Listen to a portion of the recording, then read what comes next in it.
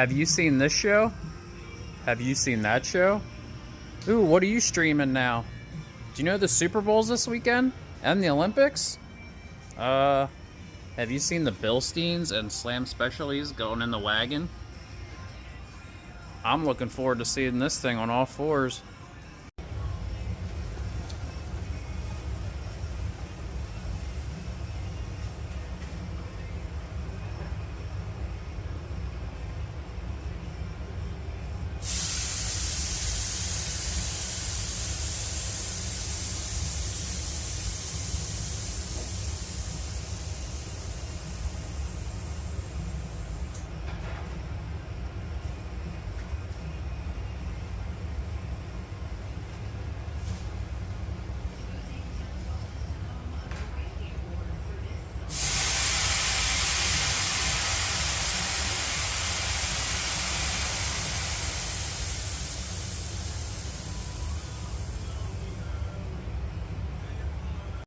Happy Sunday, everyone. You saw the last video. We got the front suspension back together on the Mercedes. And you saw a picture of it laying down. I didn't film much, but I got it together. Got it laid out, aired up. We're looking good as far as that goes, but I kept moving. So let me show you what we got going on. Got the transmission out, as well as drive shaft. Got the exhaust cut off. And started pulling apart wiring up here in the engine bay so we can get the engine pulled. Again, sorting out what we need to reuse and what is not going to need reused. For example, this is your oil pressure sensor. What do we got here? You got your starter wire from the key ignition. Obviously, some of these wires will get redone. I just want to know what wire does what before I go just cutting and pulling. This will be the low oil sensor from the oil pan. Yeah, so we'll get this thing pulled out hopefully here this week.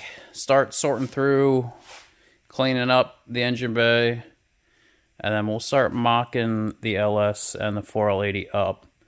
Once we get some mounts made for that stuff, then again, we will get it pulled back out.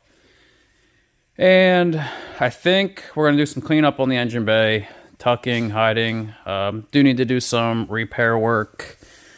Can't really see through the wheel well here, but there is a small hole up in here, which is under the ABS module. So we'll have to get this stuff out of the way. But stay tuned. Just trying to keep moving. Get this project rolling. Once again, happy Friday. Another Friday afternoon out in the shop. Just got back from the barber for a clean cut, but as you see the engine hoist here, we're about to get dirty and get this motor pulled out of the Mercedes. So stay tuned. Hump day update. Haven't been out here for a couple days. Been getting over a little bit of a cold, something going around. Life gets busy. But anyway, here we are. Gonna go over what the plan is for this. So let me get you spun around. So as you had seen, got the motor out, started getting all the old deteriorating insulation torn off the firewall, as well as pulling out all the old fuel lines, all the hydraulic lines that were for the self-leveling rear suspension these cars came with. And that's about as far as I got. I didn't get really any wires sorted out. Obviously still got a lot to take out, a lot to clean up. But I think in the meantime, here's what we're going to do. Pulled over the LS motor. Again, this is a 6-liter. I'm going to get the intake pulled off, get a lifting plate on there, because we're going to get that big, gnarly, greasy truck pan off of there.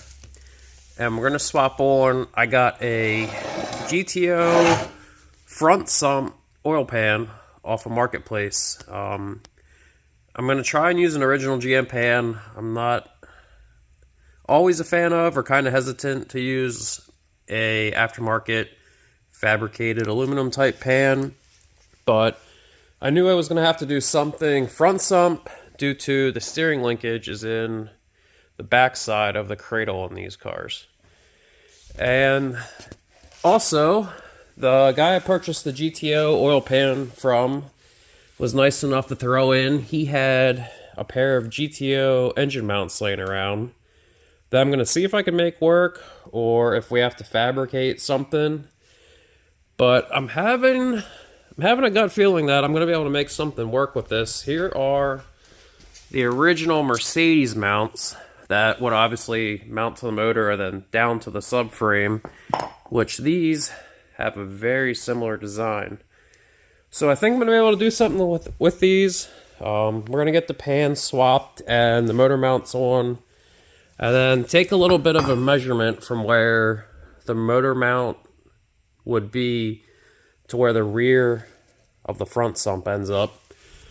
And then same thing here. We'll measure where the sump would be to the motor mount holes on either side. And then ultimately, I think we'll just grab the hoist, set her in there, and see what we're working with. So updates to come. Just getting back out here in the shop. It's been a few days, but still keeping moving.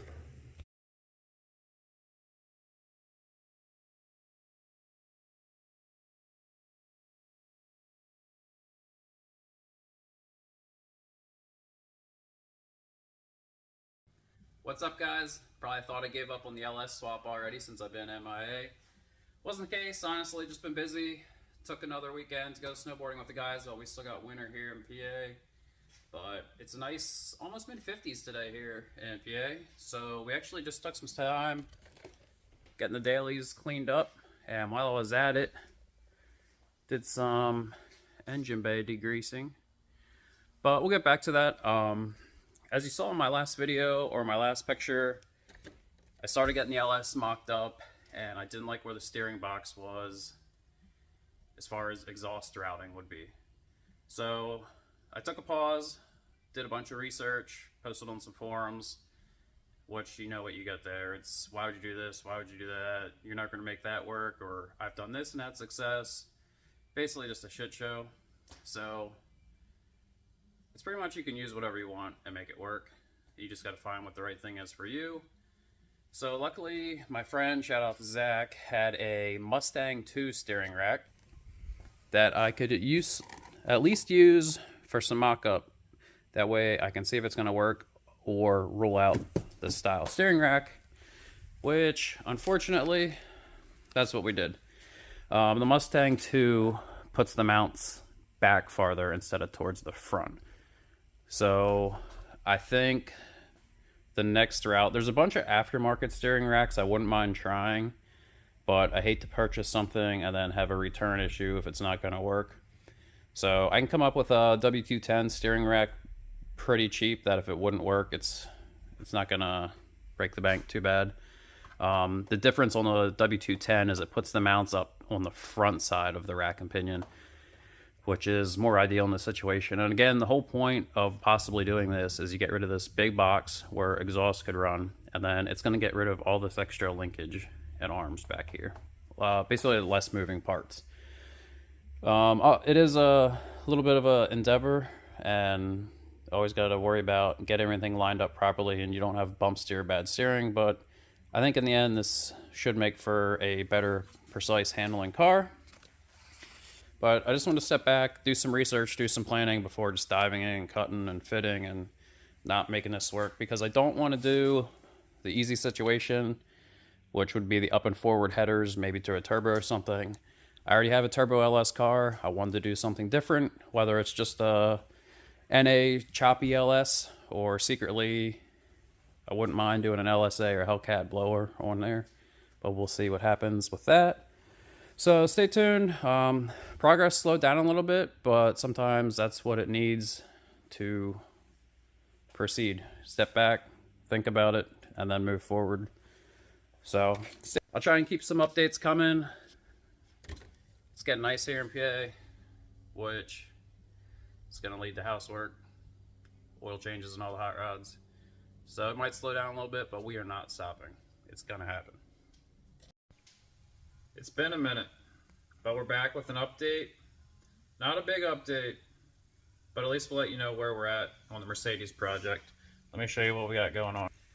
As you guys know by one of my last posts, steering box in this location was an issue with exhaust going back.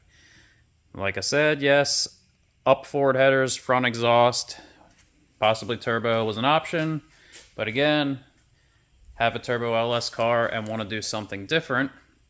So what I'm doing is trying to do a power steering swap, and I'm taking my time because I want to find what's going to be the best option.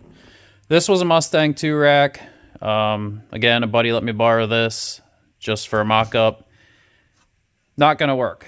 A lot of people have said W210 Mercedes rack will work, which is what this is. And I think it would work. I do like the mounts being on the front side of the rack, considering the cross members here, and would make fabricating a bracket easy. But I think a lot of people that use this rack are also not doing an LS swap and a bagged car at the same time. The distance these mounts are, almost 2 inches, keeps this rack away from the cross member that much more. So before I settled on this, I hopped on the old marketplace like we all do, and I grabbed a Mark IV Volkswagen rack, also a rear steering rack. This specifically one is out of a Jetta, but from what I understand, they're all interchangeable. The R32. The R32 is interchangeable. It is a quicker ratio rack. Now, I bought this one just for mock-up, so this isn't the one we're going to be using. As you can see here, and if you know the Volkswagen world also, these racks are meant to sit flat on top of a cross member, which would point this straight up, which isn't going to work. But I have it in there now, just sitting on some things temporarily. I have it at an angle, that way this steering shaft is pointed towards the steering column shaft, which we can make something work there. I'm not worried about that. I think this is going to be for now, the route I'm going to pursue here a little farther. As you can see, I have it angled, and these mount from the bottom. So that allows us to get the steering rack that much closer to the cross member here. And the reason I want that as close to the cross member as possible is, like I said, I'm using a GTO front sump oil pan. So the shallowest part of the pan is right here. So we need the rack and the cross member as tight as possible to be in that shallow spot. And again, I'm trying to set the engine as low as possible in here because I do want the option of an LSA or a Hellcat supercharger down the road on top. So I'm worried about hood clearance. So with this one, it's sitting in there pretty low. It's just slightly above the cross member there. I had the engine in here, fit everything up. At this point, I'm going to pull the rack back out. And these 3 bosses here were just to mount a heat shield. And as you can see, that's all about a 1/2 inch there that I can wipe off and bring the engine down another 1/2 inch. And then after getting rid of those, and same thing with these studs here were for a heat shield, knock those off.